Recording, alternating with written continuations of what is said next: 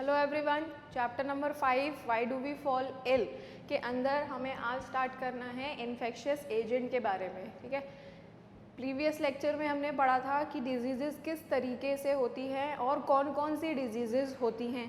ठीक है, हमने एक्यूट क्रॉनिक डिजीज़ेस के बारे में डिस्कस किया, हमने इन्फेक्शियस डिजीज़ के बारे में डिस्कस किया और उसके बाद हमने कॉजेज़ के बारे में डिस्कस किया, जिनके 3 लेवल होते हैं जिससे डिजीज़ हो सकती है, यानी कि कॉज ऑफ डिजीज़ हमने पढ़ा था, जिसके अंदर हमने जो सबसे पहला मेन कॉज पढ़ा था पैथोजन। ठीक है, pathogen disease causing micro organism होते हैं पैथोजन। तो आज हमें पढ़ना है इन्फेक्शियस एजेंट।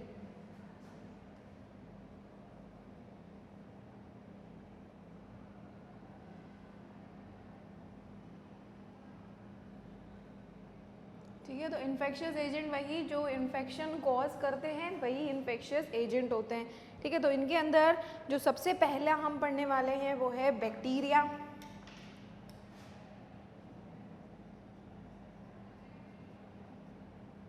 ठीक है, बैक्टीरिया जो है वो सबसे मोस्ट कॉमन इन्फेक्शियस एजेंट है, जिसकी वजह से बहुत सारी डिजीजेज होती हैं। यूनिसेल्युलर होता है, प्रोकैरियोटिक और माइक्रोस्कोपिक ऑर्गेनिज्म होता है।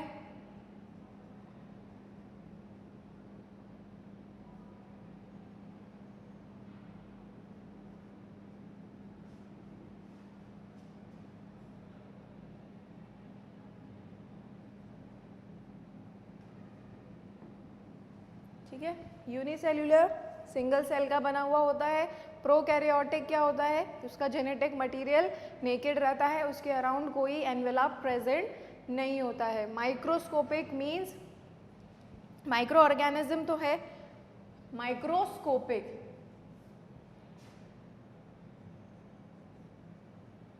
ठीक है, माइक्रोस्कोपिक मतलब बैक्टीरिया को सिर्फ और सिर्फ माइक्रोस्कोप के थ्रू ही देखा जा सकता है, उसके अलावा बैक्टीरिया ऐसे हमें हमारे नेकेड आई से दिखाई नहीं देते हैं। जबकि इतने सारे बैक्टीरिया हमारे आसपास मौजूद होते हैं, फिर भी हम उन्हें नहीं देख पाते हैं क्योंकि उनको माइक्रोस्कोप से देखा जाता है। ठीक है, कुछ डिजीजेज जो कि बैक्टीरिया से होती हैं वो हैं कॉलेरा,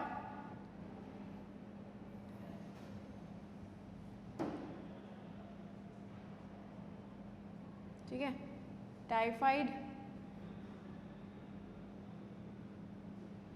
डिप्थीरिया। ठीक है, तो ये कुछ डिजीजेज हैं जो कि बैक्टीरिया से होती हैं। टाइफाइड, डिप्थीरिया, ट्यूबरकुलोसिस,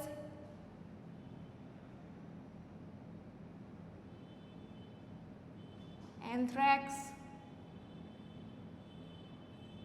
ठीक है, तो ये कुछ डिजीजेस के नाम हैं जो कि बैक्टीरिया से होती है।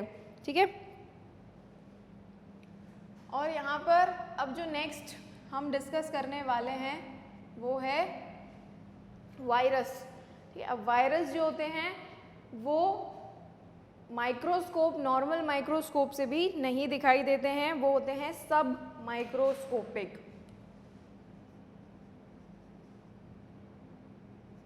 ठीक है,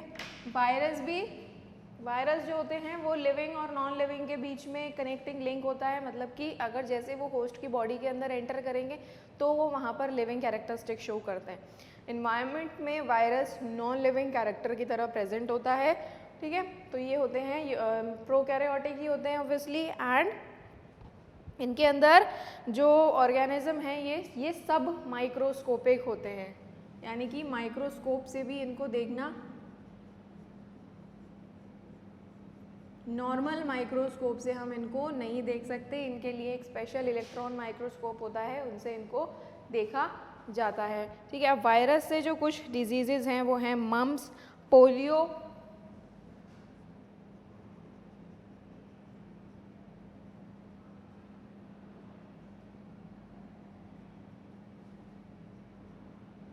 रेबीज।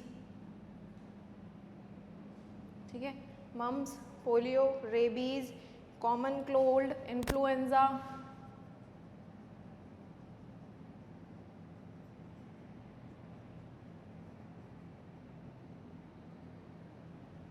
ठीक है, तो ये कुछ डिजीज हैं जो कि वायरस से होती है। उसके बाद हम डिस्कस करते हैं नेक्स्ट एजेंट प्रोटोजोआ।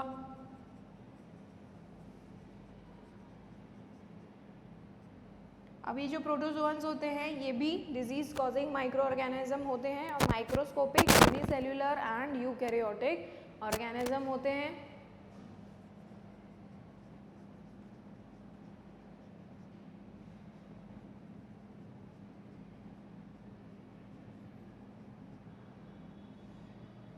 ठीक है, unicellular and microscopic organism. Protozoan से जो डिजीज होती हैं उसमें है मलेरिया, काला अजहर। ठीक है, ये कुछ डिजीज है जो कि प्रोटोजोअन अगर बॉडी के अंदर एंटर हो जाते हैं तो ये डिजीज होगी। उसके बाद है हेलमिंथिस,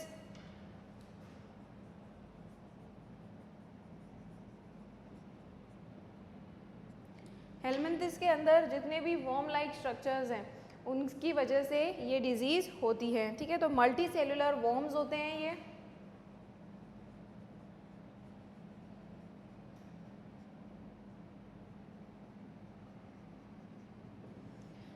ठीक है, वॉर्म्स की तरह प्रेजेंट होते हैं और अगर ये वॉर्म्स बॉडी के अंदर एंटर हो जाएं तो वहाँ पर भी ये बहुत सारी डिजीजेस कॉज कर सकती हैं, जैसे कि एस्कैरियासिस,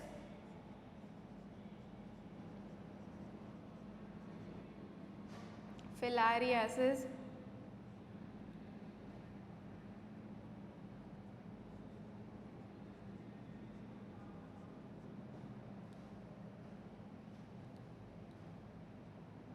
ठीक है, एस्कैरियासिस, फिलारियासिस, टीनियासिस।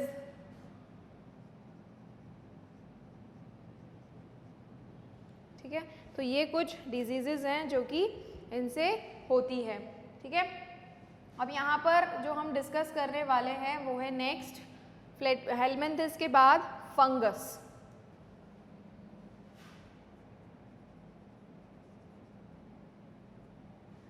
ठीक है, जो फंगस है, फंगस से भी बहुत सारी डिजीज़ कॉज होती है। अगर ये बॉडी के अंदर भी या बॉडी के सरफेस पे भी लग जाती है तो भी वहाँ पर बहुत सारी डिजीज़ कॉज करती हैं। ठीक है, ये भी multi cellular, eukaryotic and heterotrophic होती हैं।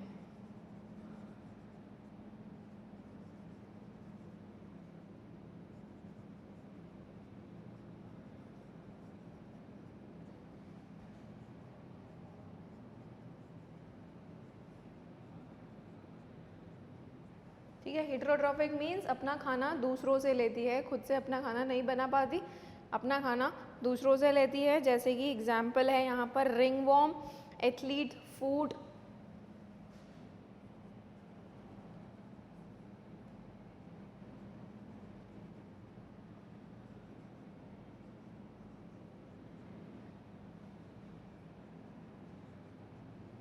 ठीक है, एथलीट फूड डिजीज और बहुत सारे स्किन इन्फेक्शन।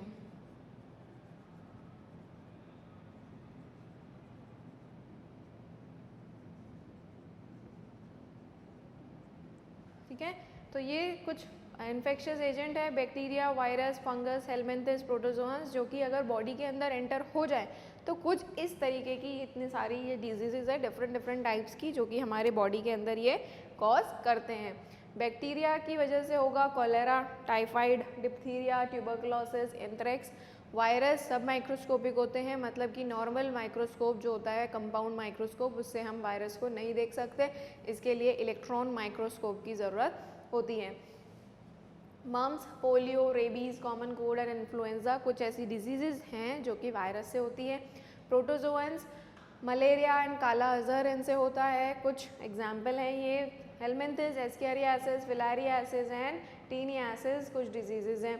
ठीक है, फंगस वो भी मल्टी सेल्यूलर, यूकैरियोटिक, हेटेरोट्रॉप्स होते हैं। Ringworm, athlete foods and other skin infection इनसे कॉज होते हैं। ठीक है, तो ये थी कुछ इन्फेक्शियस एजेंट के बारे में। अभी डिस्कस करते हैं मीन्स ऑफ स्प्रेड, मतलब कि ये डिजीजेस फैलती कैसे है।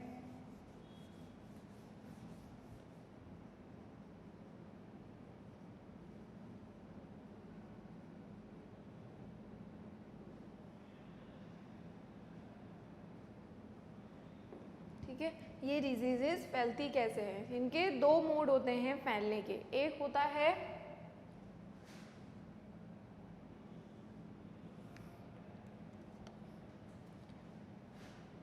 डायरेक्ट ट्रांसमिशन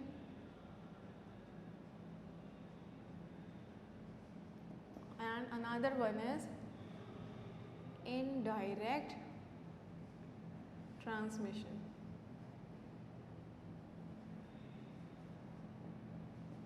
ठीक है, दो मोड होते हैं ट्रांसमिशन की, direct transmission and indirect transmission. Direct transmission के अंदर जो पैथोजन होता है वो डायरेक्टली ट्रांसफ़र होता है, उसको किसी भी इंटरमीडिएट एजेंट की ज़रूरत नहीं पड़ती। इंटरमीडिएट एजेंट की मतलब या तो वो किसी के थ्रू नहीं आएगा या उसको कोई व्हीकल नहीं चाहिए पैथोजन को जाने के लिए। वो डायरेक्ट, अगर आप इन्फेक्टेड पर्सन के कांटेक्ट में आए तो डायरेक्ट आपके ऊपर आ जाएगा वो, ठीक है। उसको कुछ ज़रूरत नहीं है और किसी बीच के इंटरमीडिएट एजेंट की, ठीक है। तो डायरेक्ट ट्रांसमिशन के अंदर directly without any intermediate agent.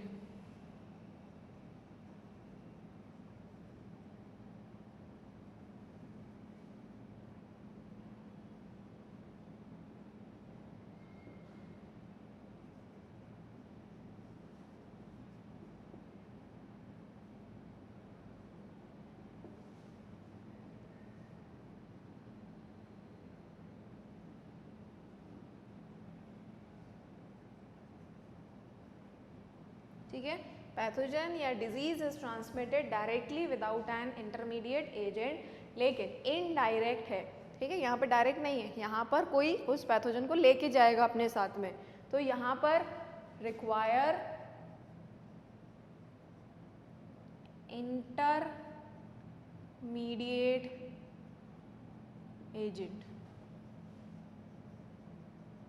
ठीक है, यहाँ पर क्या चाहिए, इंटरमीडिएट एजेंट चाहिए, ठीक है। अब जो डायरेक्ट ट्रांसमिशन होते हैं उसके कुछ टाइप्स हैं जो कि हम यहाँ पे डिस्कस करते हैं। एक है यहाँ पर सबसे पहला डायरेक्ट कॉन्टैक्ट,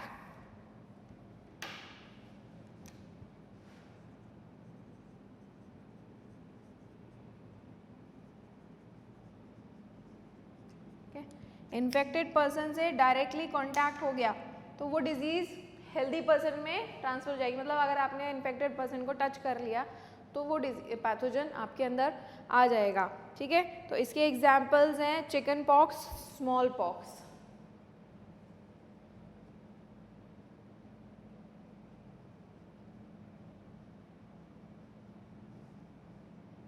ठीक है, chicken pox and small pox, जो कि डायरेक्टली अगर आप इन्फेक्टेड पर्सन के कांटेक्ट में आ गए तो आपको भी वो डिजीज़ हो जाएगी, कुछ इंटरमीडिएट एजेंट के बीच में ज़रूरत ही नहीं है। उसके बाद है ड्रॉपलेट इन्फेक्शन।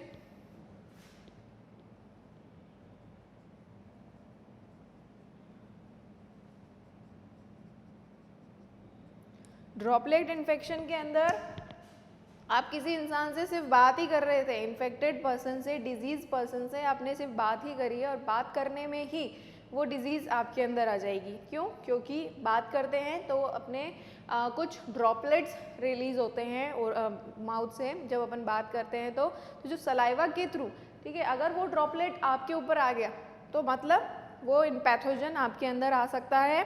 और ड्रॉपलेट इन्फेक्शन मतलब ड्रॉपलेट जो इन्फेक्शन है उसकी वजह से हेल्दी पर्सन के अंदर भी वो डिजीज़ आ सकती है जो कि एक डिजीज़ पर्सन के अंदर थी, ठीक है। तो इसके एग्जाम्पल हैं, जैसे कि यहाँ पर अगर पर्सन ने स्नीजिंग भी किया ना, सपोज अगर इन्फेक्टेड पर्सन था, खांसी जुकाम हो रहे हैं उसको बहुत ज़्यादा, उसने छींक दिया, ठीक है। अब छींकते ही क्या होता है, सलाइवा के पार्टिकल्स स्कैटर हो जाते हैं और अगर उनमें से कोई एक सलाइवा पार्टिकल में पैथोजन अगर हेल्दी पर्सन के ऊपर आ गया तो उसको भी वो खांसी जुकाम हो जाएंगे, ठीक है। तो ड्रॉपलेट इन्फेक्शन के अंदर एग्जाम्पल्स हैं इन्फ्लुएंजा, ट्यूबरकुलोसिस,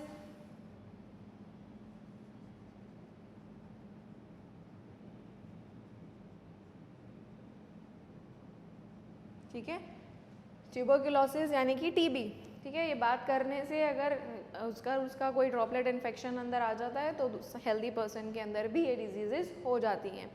नेक्स्ट है यहाँ पर कॉन्टैक्ट विद सॉइल।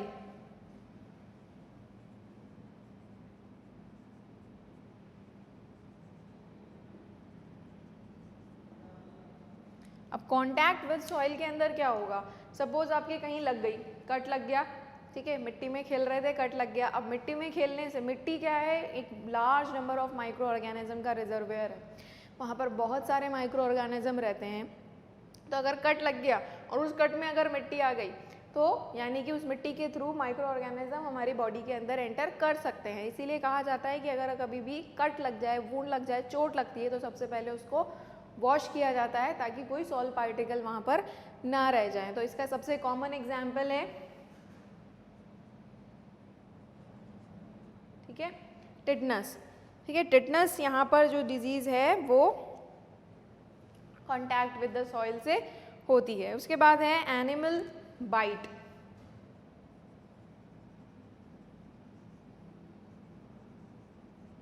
ठीक है, किसी जानवर ने अगर काट लिया तो डायरेक्टली वो डिजीज़ आपको हो जाएगी। इसका सबसे कॉमन एग्जाम्पल है रेबीज़। ठीक है, रेबीज़ इसका सबसे कॉमन एग्जाम्पल है। उसके बाद हम बात करते हैं ट्रांसप्लेसेंटल ट्रांसमिशन की।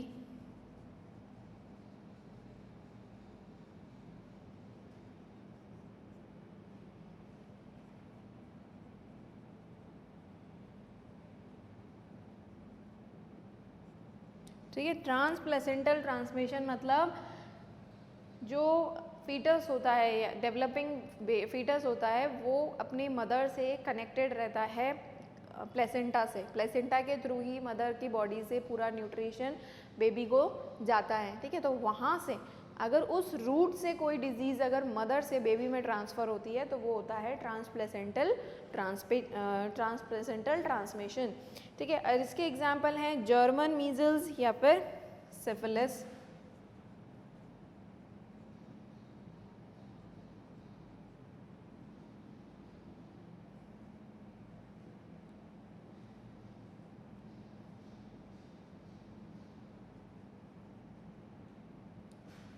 ठीक है, German measles and syphilis.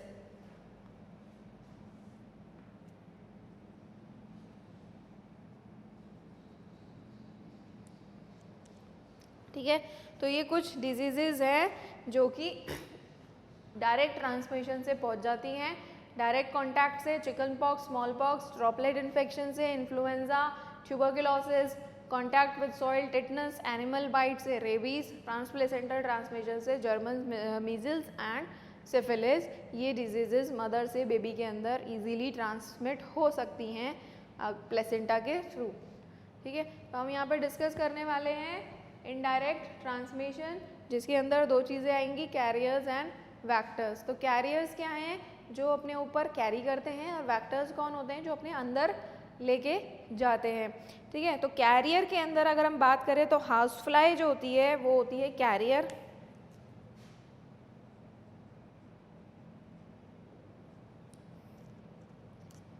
House fly, और हाउस फ्लाई से बहुत सारी डिजीजेस ट्रांसमिट होती हैं, जैसे कि कॉलेरा एंड टाइफाइड की।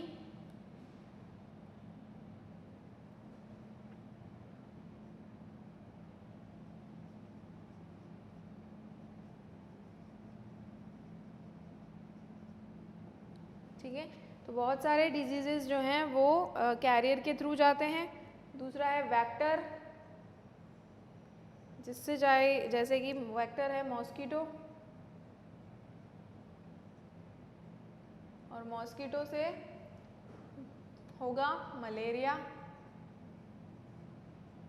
ठीक है,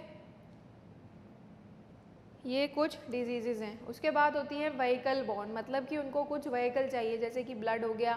ठीक है, ये सब क्या है, व्हीकल्स हैं, तो व्हीकल के थ्रू जा रही हैं तो वो होती हैं व्हीकल बॉर्न।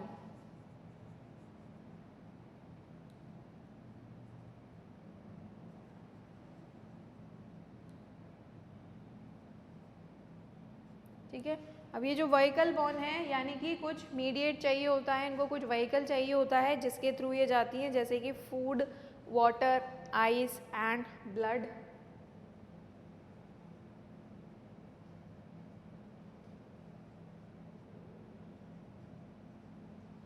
ये है व्हीकल्स, और इनके थ्रू जो डिजीजेस जाती हैं वो हैं एड्स, सबसे मोस्ट कॉमन इसका एग्जाम्पल है, ठीक है, जो कि ब्लड के थ्रू जाएगी, हेपेटाइटिस, ठीक है, ये डिजीजेज हैं जो कि व्हीकल बॉर्न से जाती हैं, यानी कि कोई व्हीकल चाहिए होता है, फूड, वाटर, आइस, ब्लड, ये कुछ टाइप के व्हीकल्स हैं। फिर उसके बाद आती है एयरबोर्न डिजीज,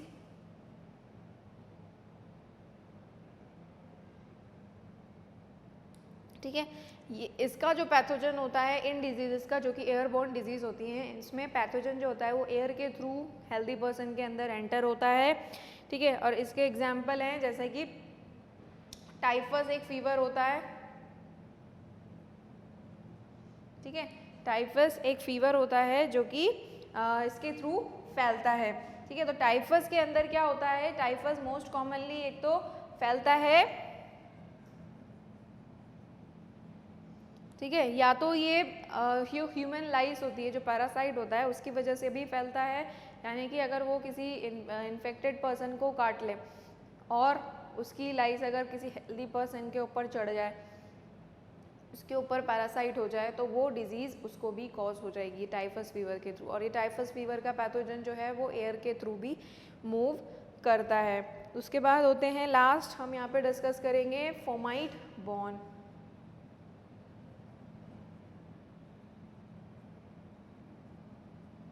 फोमाइट बॉर्न के अंदर क्या होता है, फोमाइट क्या होते हैं, सबसे पहले तो जितने भी आर्टिकल्स, जितने भी इंस्ट्रूमेंट, कोई सी भी चीज़ अगर किसी बीमार इंसान ने यूज़ करी है तो वो होते हैं फोमाइट, ठीक है। अगर उनके थ्रू कोई डिजीज़ ट्रांसफ़र होती है तो उसको कहते हैं फोमाइट बॉर्न, ठीक है। अब फोमाइट बॉर्न जो हैं बहुत सारी डिजीज़ेज हो सकती हैं, अगर आपने कैसे भी हो सकता है फोमाइट बॉर्न, तो ठीक है, अगर कोई इन्फ्लुएंजा वाला पर्सन था, उसने अपना हैंकरचीफ यूज़ किया और वही हैंकरचीफ अगर किसी गलती से दूसरे हेल्दी पर्सन ने यूज़ कर लिया तो वो डिज़ीज़ उसको भी हो जाएगी, ठीक है।